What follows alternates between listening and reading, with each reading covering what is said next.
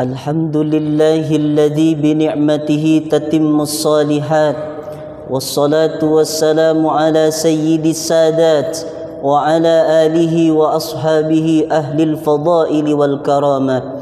أشهد أن لا إله إلا الله وحده لا شريك له وأشهد أن سيدنا محمدا عبده ورسوله لا نبي بعده. اللهم صل وسلم وبارك على سيدنا ومولانا محمد النبي الأمي وعلى آله وصحبه وبارك وسلم. وقال تعالى في القرآن العظيم وهو أصدق القائلين: أعوذ بالله من الشيطان الرجيم. يا أيها الذين آمنوا اتقوا الله حق تقاته ولا تموتن إلا وأنتم مسلمون. وقال تعالى في آية أخرى: يا أيها الذين آمنوا اتقوا الله وقولوا قولا سديدا يصلح لكم أعمالكم ويغفر لكم ذنوبكم ومن يطع الله ورسوله فقد فاز فوزا عظيما. عباد الله، أوصيكم ونفسي بتقوى الله وطاعته فقد فاز المتقون. Hadirin jamaah salat Jumat yang dimuliakan oleh Allah Subhanahu wa taala. Ada 3 persiapan untuk menghadapi kematian. Mati itu merupakan suatu hal yang pasti akan datang dalam kehidupan manusia, dan kedatangannya dirahasiakan oleh Allah Subhanahu wa taala.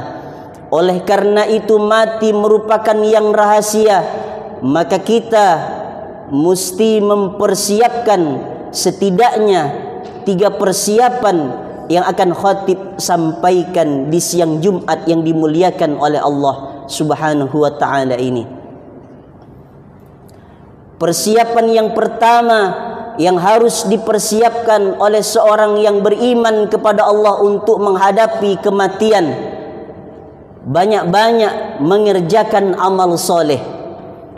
Allah Subhanahu wa taala memberikan 2 syarat di dalam Al-Quran. Kalau seorang yang beriman itu ingin bertemu Allah di dalam surganya, maka 2 hal yang mesti dilakukannya.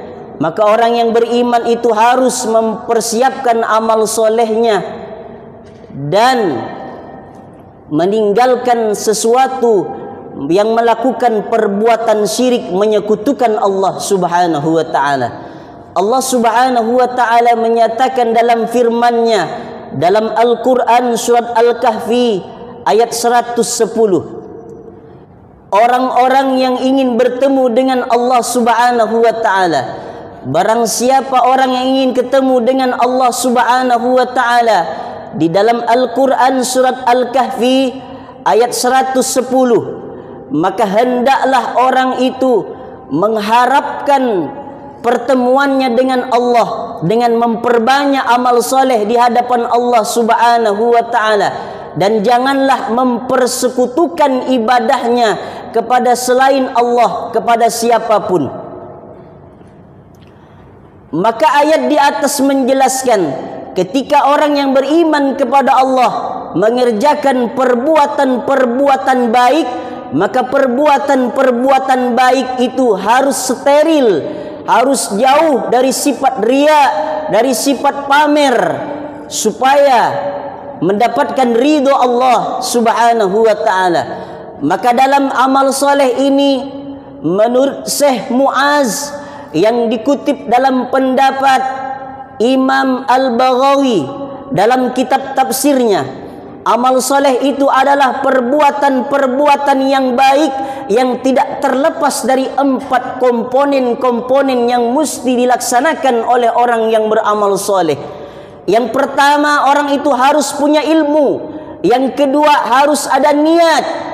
Niat untuk dalam ibadah itu mencari ridha Allah Subhanahu wa taala, mencari ridha Allah Subhanahu wa taala semata, tidak bercampur dengan niat-niat yang mempersekutukan Allah Subhanahu wa taala.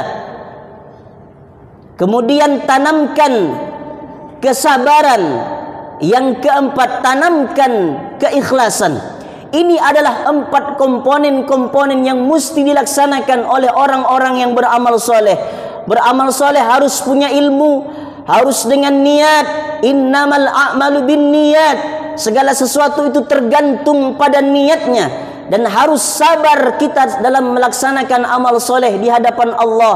Dan harus tanamkan di dalam hati yang tidak kalah pentingnya adalah menanamkan keikhlasan yang sangat luar biasa di hadapan Allah Subhanahu wa ta'ala. Beruntunglah orang-orang yang beramal soleh di atas dunia.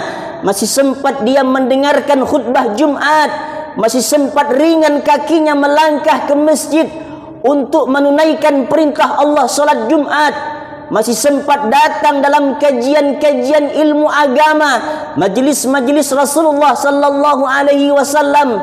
Dititipkan harta oleh Allah, sempat beramal soleh, dia bersedekah di jalan Allah Subhanahu wa ta'ala.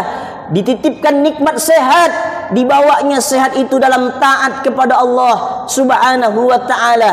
Sesungguhnya amal soleh itulah yang akan kita bawa mati menghadap Allah Subhanahu wa ta'ala. Alangkah rugi dan celakanya manusia yang hidup 60 tahun, 70 tahun diberikan waktu oleh Allah Subhanahu wa ta'ala, namun kesempatan itu tidak digunakan untuk beramal soleh di hadapan Allah Subhanahu wa ta'ala. Wa basyiril ladzina amanu wa amilus salihati anna lahum jannatin tajri min tahtihal anhar. Berikanlah kabar-kabar gembira kepada orang yang beriman dan beramal soleh bahwa Allah Subhanahu wa ta'ala sudah menyiapkan surga yang di bawahnya mengalir sungai-sungai yang sangat indah, yang tidak ada nikmatnya bisa kita temukan di atas muka bumi Allah Subhanahu wa ta'ala. Bayangkan hadirin, orang yang beriman dan beramal soleh ketika hidup di dunia, sempat dia berbuat taat, dia menyembah hanya kepada Allah Subhanahu wa ta'ala. Belum meninggal orang yang beriman itu sudah dikasih kabar gembira oleh Allah Subhanahu wa ta'ala. Fa bi ayyi ala'i rabbikuma tukadziban. Maka nikmat mana lagi yang dapat kita dustakan di hadapan Allah Subhanahu wa ta'ala. Orang yang beriman dan beramal soleh itu, a'dadtu li'ibadiyas salihin, aku sediakan bagi hamba-hambaku yang saleh, mala a'yunun ra'at, belum pernah dilihat oleh mata, wala udhun sami'at, belum pernah didengar telinga, wala khatara ala qalbi bashar, belum pernah terlintas di hati dan pikiran. Itulah nikmat surga yang dijanjikan oleh Allah untuk orang-orang yang beriman kepada Allah Subhanahu wa ta'ala. Al-jannatu u'iddat lil muttaqin. Surganya Allah diperuntukkan bagi orang-orang yang bertakwa kepada Allah Subhanahu wa ta'ala. Amal soleh yang dikerjakan oleh hamba-hamba Allah yang peduli bahwa dia akan wafat, bahwa dia akan meninggal, tidak selamanya hidup di atas dunia, dia tidak kekal, fana, rusak, akan hancur binasa, tapi dia persiapkan dengan sebaik-baiknya sebelum dia wafat menghadap Allah Subhanahu wa ta'ala. Kenapa kita harus mempersiapkan bekal amal soleh di hadapan Allah? Harta yang mewah akan tinggal, kendaraan yang mewah akan tinggal, pangkat jabatan yang titelnya berenteng akan menjadi kenangan, tidak akan dibawa menghadap Allah Subhanahu wa ta'ala. Amal soleh itulah yang akan menjadi pelipur lara di alam barzah, lebih-lebih di akhiratnya Allah Subhanahu wa ta'ala. Maka kesempatan masih hidup, diberikan sisa-sisa umur oleh Allah Subhanahu wa ta'ala. Pergunakan waktu untuk beramal soleh di hadapan Allah Subhanahu wa ta'ala. Ini bekal pertama untuk menghadapi kematian. Persiapan yang pertama, mengerjakan amal-amal soleh di hadapan Allah Subhanahu wa ta'ala. Persiapan yang kedua, untuk menghadapi kematian, yang mana kematian ini merupakan rahasia. Kullu nafsin za'iqatul maut. Setiap manusia yang bernyawa pasti akan merasakan kematian. Qul innal mautal ladzi tafirruna minhu fa innahu mulaqikum. Katakanlah, yang engkau lari daripada kematian itu berharap akan terelakkan dari kematian, namun kematian itu pasti akan datang juga kepada kita. Persiapan kedua, apa yang mesti kita lakukan? Menjauhi perbuatan-perbuatan tercela di hadapan Allah Subhanahu wa taala. Kebetulan kita adalah seorang pedagang, maka kita mesti jujur dalam timbangan, karena ingat dengan ancaman dari Nabi, man ghasyana falaysa minna. Siapa yang menipu, kata Nabi, maka tidak diakui sebagai umat Nabi Muhammad sallallahu alaihi wasallam. Dititipkan mulut lisan, jangan mencela orang lain, karena ketika kita mencela orang lain, melakukan perbuatan tercela, mencela, menghina, memfitnah, menggunjing, meremehkan orang lain, maka seorang muslim itu telah jatuh kehormatannya di hadapan manusia, lebih-lebih di hadapan Allah Subhanahu wa taala. Nabi mengingatkan kita dalam hadisnya, "Man kana yu'minu billahi wal yaumil akhir falyaqul khairan aw liyasmut."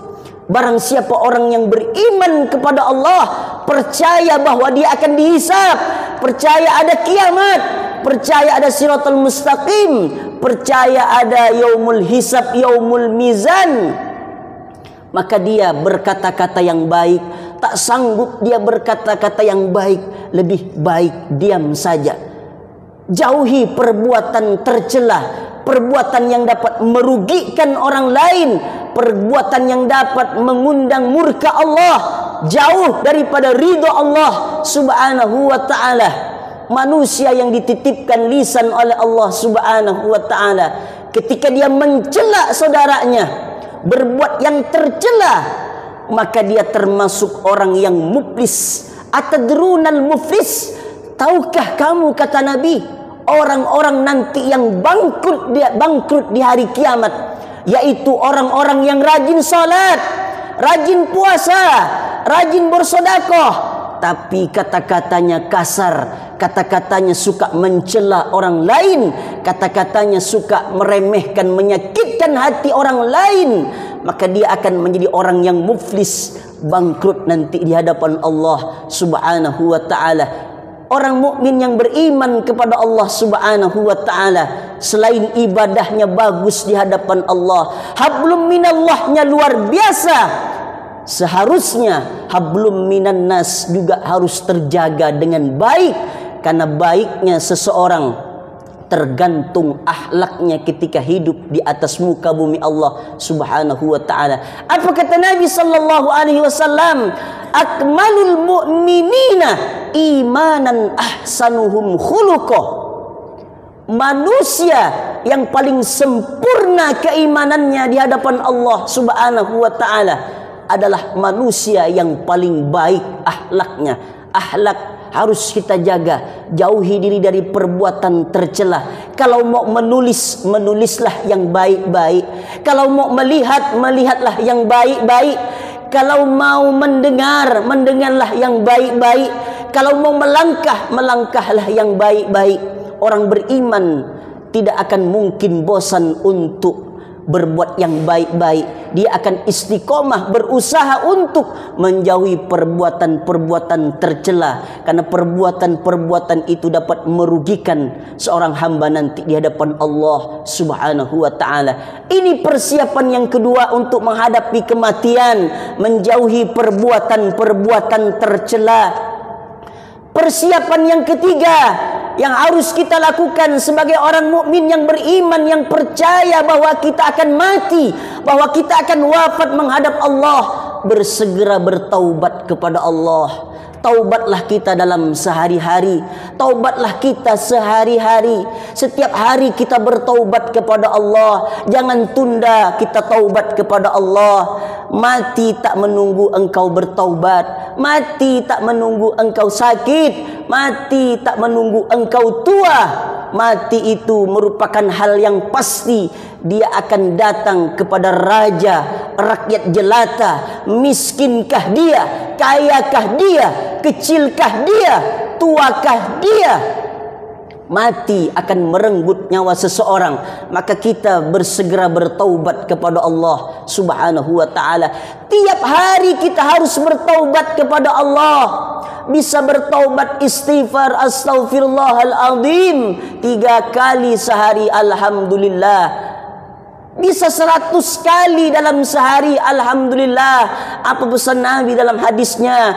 Ayyuhan nas, tubu ilallah, fa inni atubu fil yaumi mi'ata marrah. Wahai manusia, bertaubatlah kepada Allah, karena sesungguhnya aku, kata Nabi, dalam sehari itu bertaubat mi'ata marrah, 100 kali Nabi beristighfar kepada Allah Subhanahu wa ta'ala. Istiqomahkan kita untuk beristighfar. Lagi memakai kendaraan, bisa kita untuk menyebut istighfar. Lagi di lampu merah, bisa kita untuk beristighfar kepada Allah.